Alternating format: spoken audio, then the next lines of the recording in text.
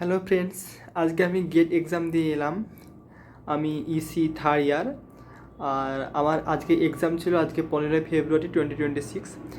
আজকে আমার এক্সাম ছিল 9:30 থেকে 12:30 পর্যন্ত এক্সাম ছিল। সকাল 8:30 থেকে বেরিয়ে পড়েছি। এরপর সেখানে 9টার মধ্যে পৌঁছে গিয়েছি। এরপর 9:30-এর মধ্যে এক্সাম ছিল। এরপর এক্সাম দিয়ে এখন বাড়ি এলাম। বাড়ি ফিরে এসে আমার একটাই জিনিস মাথাতে বারবার ঘুরছে যে আর একটু ভালো করে যদি প্রিপারেশনটা নিতাম তাহলে আরও ভালো হয়তো এক্সামটা হতো।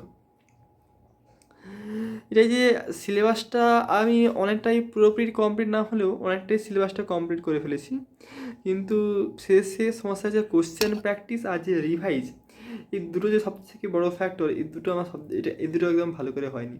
মানে রিভাইজটা ভালোভাবে করা হয়নি আর কোশ্চেন প্র্যাকটিসটা ভালোভাবে করা হয়নি।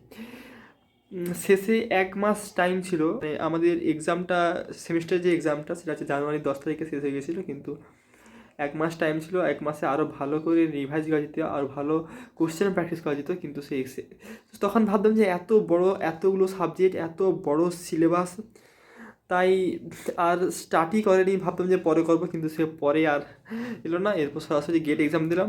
কিন্তু গেটের কোশ্চেনগুলো দেখে মনে হচ্ছে যদি আরও ভালো করে যদি পড়ে যেতাম হয়তো আরও ভালো হয়তো এক্সামটা আসতো।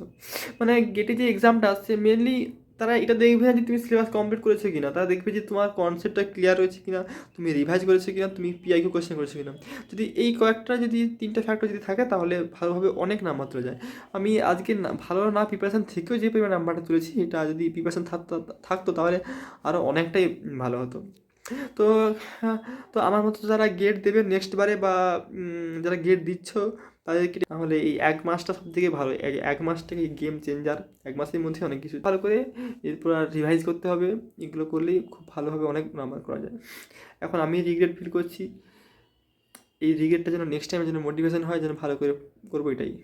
তো তোমরা যাতে এই ভুলটা না করো, লাস্টের 1 মাস খুব ভালো করে ভালো করে করো, তার জন্য এই ভিডিওটা বানানো হচ্ছে। এক্সামের এনভায়রনমেন্টটা কেমন বলবো, এক্সামের এনভায়রনমেন্টটা ছিল ভালোই। সমস্ত কিছু ভালোই ছিল। একটা প্র্যাকটিসের জন্য একটা পেন দিয়েছিলো, খাতা দিয়েছিলো, এ সমস্ত কিছু দিয়েছিলো। টাইম, অনেক টাইম ছিল। ভালোভাবে করে টাইমের মধ্যে টাইম বেড়ে যাবে, কিন্তু টাইম ঠিকঠাকই ছিল, টাইম হয়ে যাবে। সব থেকে ভালো, মানে সব সাবজেক্ট থেকে কোশ্চেন এসেছিলো।